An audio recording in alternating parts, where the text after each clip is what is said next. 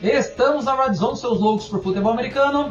FA na veia aqui com previsões para a semana 12, semana de Thanksgiving e uma semana onde nós vamos ter todos os times jogando, 3 jogos na quinta-feira, 1 jogo na sexta-feira e o resto no domingo e 1 na segunda, como de costume.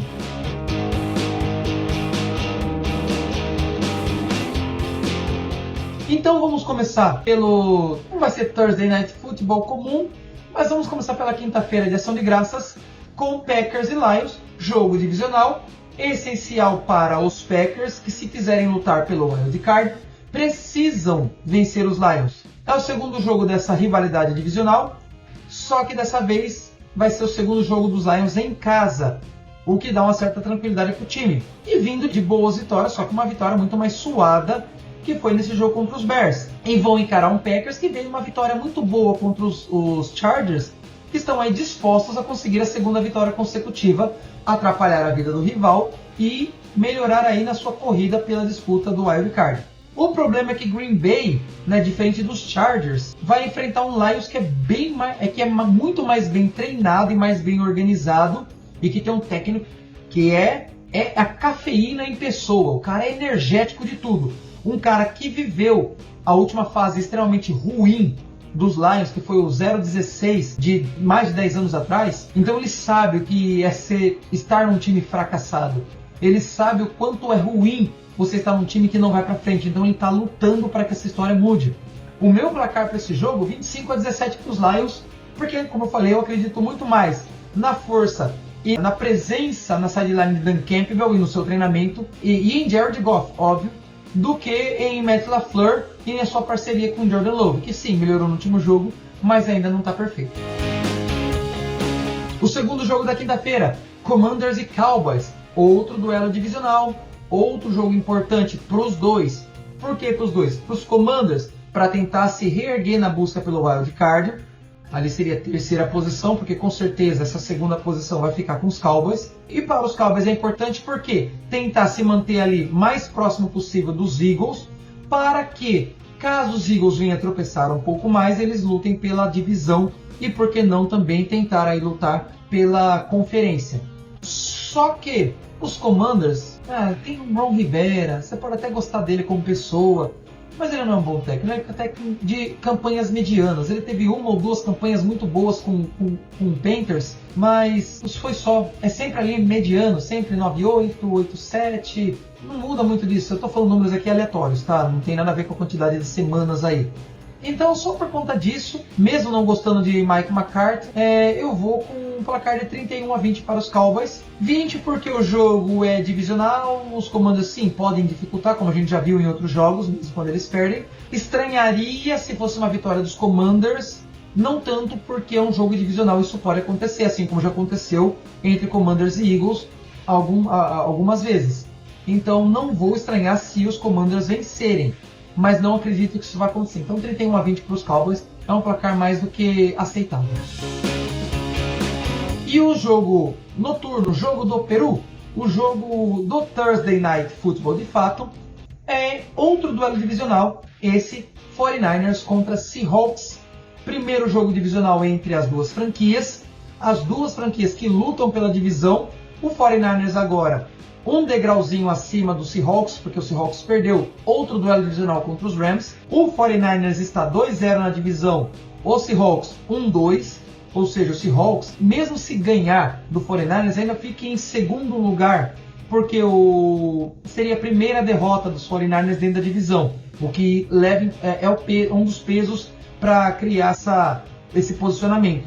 Agora, se o Seahawks perder para os 49ers, é muito provável que ele diga adeus, não para a pós-temporada, mas para o título de divisão, o que pode garantir jogos na pós-temporada em casa, dependendo contra quem você vai jogar. Acredito que possa existir vitória para os Seahawks? Acredito, porque o jogo é lá no Lumen Field. É lógico, isso estou falando como analista, não como torcedor. Como torcedor, eu acho que eu quero que o 49ers ganhe e essa é a minha aposta.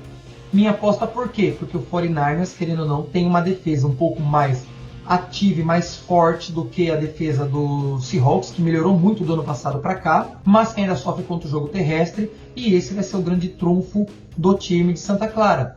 Play action vai ser essencial nesse jogo para os dois times. Se o jogo terrestre do Seahawks também entrar, porque a defesa do 49ers ainda tem uma certa fragilidade contra esse tipo de jogada, o play action de Geno Smith, que eu não sei se vai ser o titular, já que ele contundiu o cotovelo. Nos reports do site do Seahawks, diz que ele é dúvida, mas é quase certeza que ele jogue. Não é preocupante assim para quinta-feira, mas como é uma semana curta e cotovelo do braço lançador é um pouco mais complicado, o Brock Purdy está aí como exemplo desde a final da conferência do ano passado, então não é certeza que ele jogue. Se jogar Drew Lock, vitória, eu vou colocar que é uma vitória quase que fácil. Mas mesmo que jogue com o Geno Smith, eu acredito numa vitória do 49ers. Eu vou colocar o placar de 37-18, muito por conta da explosividade dos alvos que tem o 49ers, lógico. Geno Smith também tem excelentes alvos, Metcalf, Lockett e o Jackson Smith-Njigba, que está entrando nos trilhos do ataque de Seattle. Sim, pode ser um placar bem diferente, pode ser menor número de pontos para o 49ers, maior número de pontos para os Seahawks, deixando o placar muito mais apertado. Pode ser vitória dos Seahawks, mas como falei nos outros vídeos, eu não costumo apostar contra o 49ers. Então, é 49ers aí para mim, 37-18. Jogo da sexta-feira, o jogo da Black Friday, jogo comprado e escolhido exclusivamente pela Amazon Prime, que tem os direitos das transmissões tanto na quinta-feira quanto esse jogo de sexta-feira, e que talvez seja meio frustrante. Não sei se o Ibope vai ser frustrante, mas talvez a qualidade do jogo seja, porque por um lado se esperava ter Tua Tagovailoa versus Aaron Rodgers, com o time dos Jets jogando muito melhor do que tem apresentado. Só que eles vão contar aí com, sim, Tua Tagovailoa e do outro lado, Tim Boyle. Não vai ser o Zach Wilson, já foi colocado nos reports aí que ele vai até cair para terceiro quarterback do time. Então, no comando de ataque, um cara que pode até ter melhor relação com o seu time, pode ser um cara muito mais legal. O Tim Boyle parece dar um certo ânimo maior no ataque dos Jets. Pode surpreender? Talvez surpreenda. Vamos aguardar e assistir o jogo. Mas eu não consigo ver os Jets vencendo esse jogo. Pode trazer uma certa dificuldade para os Dolphins, que vem jogando um pouco mais abaixo do esperado em quantidade de pontos marcados. Só que eu consigo colocar aí facinho um placar de 24-12 para o time de Miami. Porque, querendo ou não, Tyreek Hill, Jalen Waddle, Raheem Mostert e Tua Tagovailoa são um quarteto aí, sem contar os demais jogadores ali, tanto recebedores quanto principalmente aí outros running backs que colaboram bastante com o time. Pode sim colocar mais que 24 pontos? Pode. Eu estou indo mais pela média dos últimos 2 jogos do time de Miami. E eu estou indo mais pela média dos últimos jogos do time de Nova York. Pode ser que o ânimo, inclusive, da defesa seja outro, que pode atrapalhar os Dolphins. Mas eu vou colocar essa vitória por 24-12, porque é assim que eu consigo enxergar o resultado dessa disputa. Saints e Falcons, sem enrolar, sou muito mais um time capitaneado por Jameis Winston do que um por Desmond Ridder ou Taylor Heinicke, que os dois têm mostrado falhas no seu modo de jogo para garantir um bom ataque do seu time. E por mais que esse jogo possa ser um massacre ou um tormento audiovisual, eu ainda coloco um placar de 27-14 para os Saints, porque Jameis Winston é entretenimento e ele pode pegar um dia muito bom aí e lançar apenas touchdowns ou mais touchdowns do que interceptações. Mas eu imagino que mesmo que ele lance interceptações, eu consigo ver o ataque do Saints sendo muito mais prolífico do que a defesa e o ataque dos Falcons, já que Arthur Smith é um péssimo head coach. Steelers e Bengals. A história muda drasticamente aí porque os Bengals estão sem seu QB titular, né? O Joe Burrow está fora do campeonato por rompimento do ligamento do pulso. É outro jogo divisional, é um jogo conturbado por ser divisional. Nós temos uma defesa muito boa em Pittsburgh e um ataque que agora não tem seu principal jogador. E com o Jake Browning como QB em Cincinnati, não tem como prever um placar positivo para os Bengals. E eu vou de 17-9 para o time de Pittsburgh, justamente porque o time não tem aquele baita ataque. Então 17 pontos eu creio que seria suficiente para vencer os Bengals. E os Bengals talvez não tenham chance de fazer touchdown nesse jogo, só assistindo para ver. Não é absurdo esse placar por causa dessas dificuldades em ambos os lados a partir de agora. Panthers e Titans, para mim, jogo meia da rodada, com possível concorrência de outro que vamos falar mais tarde, com a diferença que o Will Levis pode ser o ponto positivo desse dia, dessa partida. Talvez seja um jogo de extremos. Ele pode conseguir, como no seu primeiro jogo, 4 touchdowns e um placar gigantesco, ou pode ir mediano, como foi nos últimos 2. E aí é um placar que pode ser, sim, favorável aos Titans, até porque o jogo é contra os Panthers, o pior time da liga no momento. Eu coloquei um placar de 18-13 para os Titans, muito por conta do Will Levis. Só que vai ser um jogo de 2 rookies jogando, um em cada lado. Bryce Young do lado dos Panthers, Will Levis do outro lado. Mas apesar das falhas existentes dentro desses times, dos buracos existentes nos dois lados da bola, eu ainda acho que o componente do corpo de recebedores, de corredores, principalmente corredores no caso dos Titans, é melhor que dos Panthers. E a defesa dos Titans ainda também é um pouco melhor que a dos Panthers. Então 18-13 não é nenhum absurdo, mas sim, pode vir um placar muito maior, principalmente do lado dos Titans. Buccaneers e Colts, Mayfield versus Mitchell. Chance de entretenimento? Sim.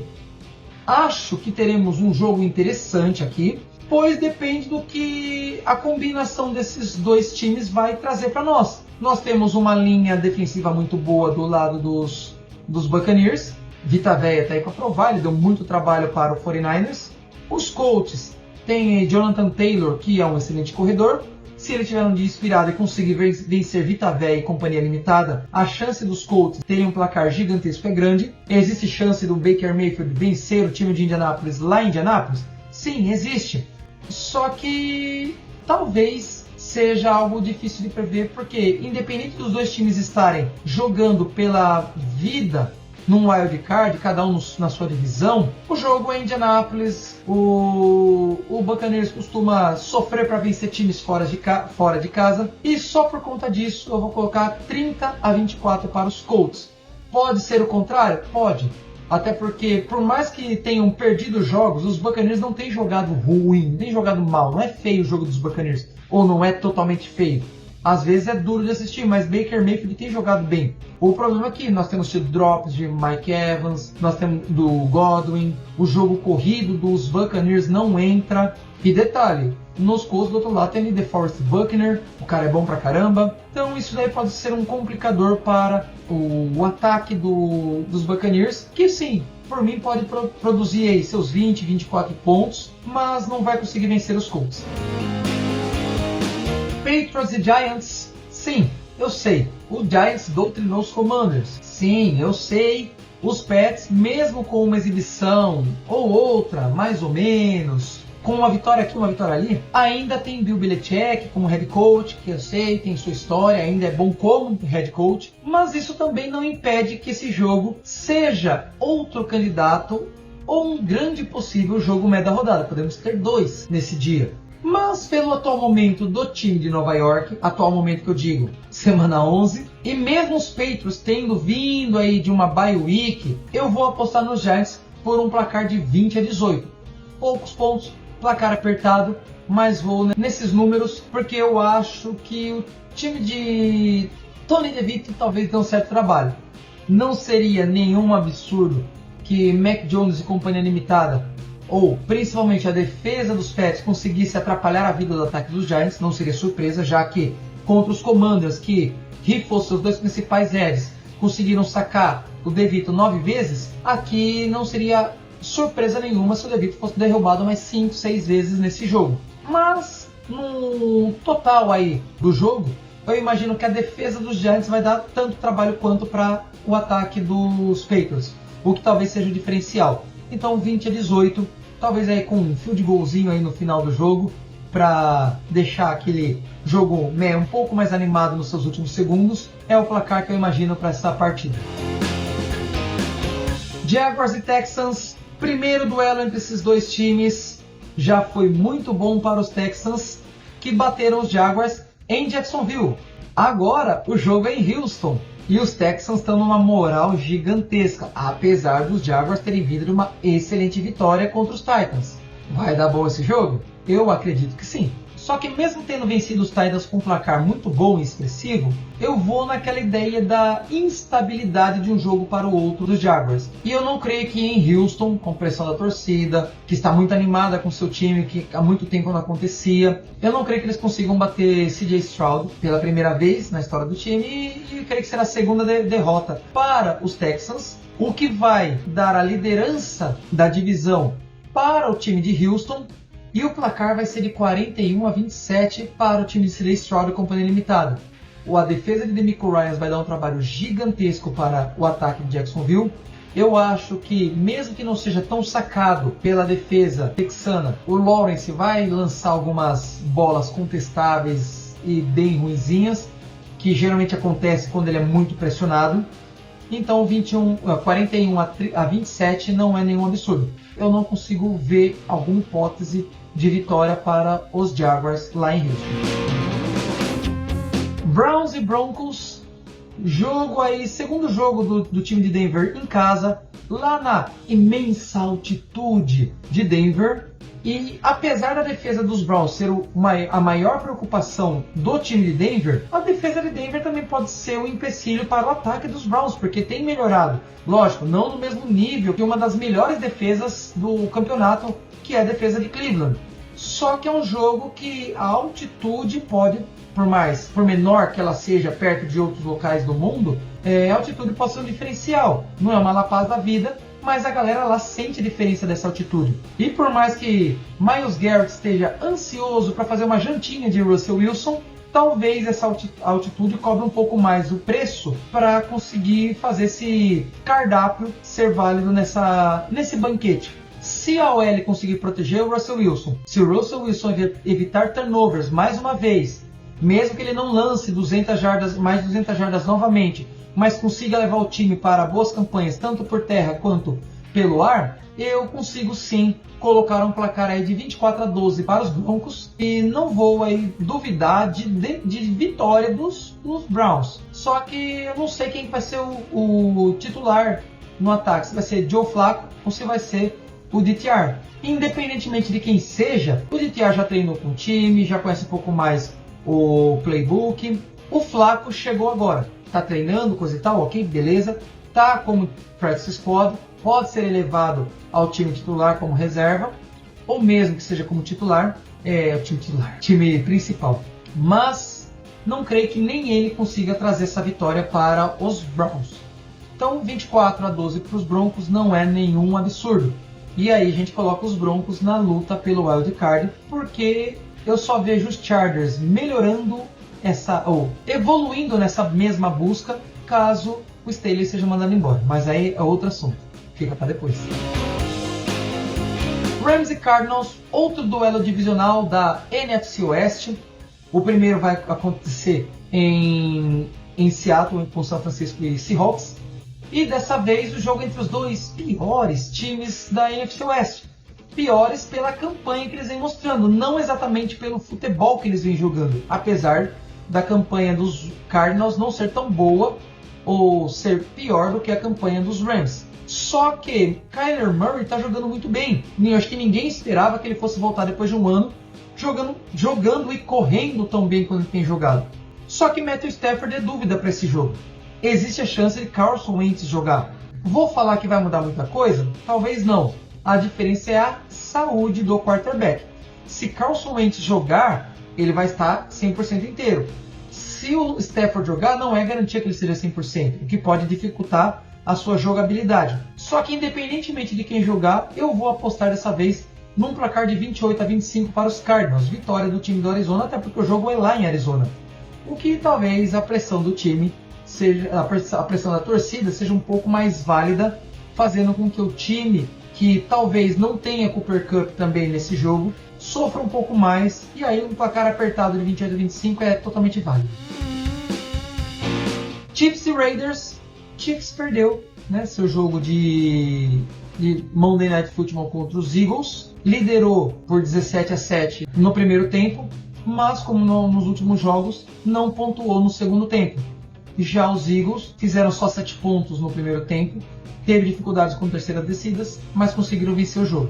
Então, mesmo após a saída de Josh McDaniel nos Raiders, eu não acredito que o time tenha força suficiente, mesmo jogando em casa, para derrubar os Chiefs. E como eu falei, mesmo após a derrota contra os Eagles, eu não aposto contra Mahomes e companhia. Tá certo que o Mahomes esse ano tem uma dificuldade muito maior com seus recebedores. O jogo contra os Eagles foi prova disso. Muito da derrota e da falta de pontuação dos Chiefs no segundo tempo desse último Monday Night Football foi por culpa de drops dos seus recebedores ou fumbles forçados em cima deles. Inclusive o próprio Travis Kelce, acho que sentindo saudade da Taylor Swift, acabou também não se concentrando tanto no jogo e perdendo bolas fáceis. Mesmo assim, eu não consigo ver um Raiders, seja com o O'Connell ou com o Jimmy G no ataque, vencendo o Kansas City Chiefs, mesmo o jogo sendo no Allegiant Stadium. Então o placar meu aí vai ser de 42-18 para os Chiefs, porque também dificilmente os Chiefs perdem 2 jogos seguidos. E geralmente quando eles perdem um jogo, eles voltam com sangue nos olhos, independentemente de quem seja o adversário na semana seguinte. Então 42-18 não é nenhum absurdo, é mais do que aceitável. Bills e Eagles, já que eu falei dos Chiefs que perderam, vamos falar um pouco do time que venceu. Como eu falei, os Eagles começaram bem aquém do que se esperava, tá certo, tava chovendo, coisa e tal, mas choveu pros dois lados. E o ataque dos Eagles na segunda-feira passada, no último Monday Night Football, não rendeu o que deveria ter rendido no primeiro tempo. Mas no segundo tempo, ajustes de Sirianni lá no vestiário, ajustes da defesa para combater o ataque que estava explosivo no primeiro tempo dos Chiefs e ajustes na OL para proteger um pouco melhor o Jalen Hurts, que sofreu 5 sacks no primeiro tempo. Foi o maior número de sacks que ele sofreu no primeiro tempo na história dele como jogador dos Eagles. Depois desses ajustes, começou a entrar. Foram 2 touchdowns anotados pelo Jalen Hurts. Um foi na base da corrida, pegando de surpresa o ataque, que esperava o jogo passado. E um outro foi com o famoso touch-push, o empurrão de nádegas. A vitória chegou, os Eagles garantiram aí a liderança suprema da NFC. A liderança agora da AFC parece que passou os Ravens. Mas vamos lá então com o jogo. Bills e Eagles, um jogo que promete ser o segundo melhor jogo da rodada, já que para mim o melhor vai ser 49ers e Seahawks. Mas ver Josh Allen de um lado, Jalen Hurts do outro, duelando para ver quem vai passar mais para touchdown, para ver quem vai correr mais, quem vai conduzir melhor seu time no ataque e nas pontuações, vai ser interessante. Só que para mim, as chances da defesa dos Eagles atrapalharem mais o Josh Allen do que a defesa dos Bills atrapalharem o Hurts é muito maior. Então meu placar vai ser favorável aos Eagles pelo número aí de 42-35, placar alto. Eu não creio que a defesa dos Eagles vai conseguir segurar tanto o ataque dos Bills. Apesar de que o ataque dos Bills não tem mostrado isso em jogos, inclusive considerados fáceis durante a temporada. Mas como é um jogo interessante, um jogo para mostrar força dos dois lados, eu creio que o ataque mais bem encaixado, que eu creio que seja dos Eagles, porque vai jogar na Filadélfia, vai vencer esse jogo. Além de batalha de turnover ser interessante, já que Josh Allen costuma lançar uma certa quantidade de interceptações. Então, ver Josh Allen lançando algumas interceptações para a defesa dos Eagles não será surpresa. E se os Eagles souberem capitalizar em cima da defesa dos Bills esses turnovers, essa vitória pode ser com uma diferença maior de pontos, porque vai depender muito do psicológico do ataque após determinada quantidade de pontuação que sua defesa leva. E vamos finalizar esse vídeo aí com os 2 últimos jogos, o Sunday e o Monday Night Football. Sunday Night Football com Ravens e Chargers. Você quer a opinião sincera minha? Sem chances de a defesa de Brandon Staley parar o ataque terrestre dos Ravens, mesmo se Lamar Jackson entrar limitado para o jogo por conta da lesão no tornozelo no jogo passado. Eu não creio que ele vai ficar fora da partida. E mesmo que Tyler Huntley seja o titular, que também corre muito bem com a bola, eu não consigo ver o Brandon Staley e sua defesa, já que ele insiste em querer chamar a defesa. E até agora, vamos lá, 9h59 da manhã da terça-feira, dia 21/11 de 2023, eu não vi notícias sobre demissão do Staley. Tá? Se você já viu, coloca nos comentários aqui. Então, para mim, aí 24-15 para os Ravens é bom demais, porque o ataque não veio bem, apesar de ter ganho um jogo e perdido o outro, não veio muito bem nesses 2 últimos jogos, apesar de bons números por vezes, mas dessa vez virá com a vitória, porque os Chargers não vão conseguir passar com tanta facilidade pela defesa dos Ravens, que não está sendo tão comentada, mas é muito boa, e a defesa dos Chargers não vai conseguir segurar esse ataque dos Ravens também. Até porque se entrar o jogo corrido, se Zay Flowers e companhia limitada conseguirem fazer suas boas recepções, mesmo não contando mais com seu tight end de confiança, que inclusive eu vou ter que trocar no Fantasy, aí sim eu vejo chances zero dos Chargers ganhar. Então 24-15 para os Ravens, normal, tranquilo. E para terminar, Monday Night Football, Bears e Vikings. É um jogo que pode ser muito interessante, mas um duelo divisional. Só que eu vou manter aí meu apreço pelo time dos Vikings, que tem mostrado um futebol americano interessante. Apesar dos Bears terem dado uma boa dificuldade para os Lions. E dá para ver aí um jogo bom do Fields. Vamos aguardar para assistir, porque o Fields também é 8,80 muitas vezes. Então eu vou aí com os Vikings 24-20, mais uma derrota para os Bears. Corrida Caleb Williams tá aí, muito bem, obrigado. E o jogo é em Minneapolis, por isso a vantagem para o time da casa. Uma observação, nessa semana 12, como eu falei, é a semana do Thanksgiving, não teremos ninguém de bye week, todos os times jogarão. Então, nosso vídeo acaba por aqui. Se você gostou, deixa o like, se inscreva, comente, compartilhe com seus amigos. A gente se vê no próximo vídeo. Bom final de semana de Thanksgiving para você. Bom final de semana de futebol americano. Fiquem com Deus. Até o próximo vídeo. Vamos embora para mais touchdown. Valeu!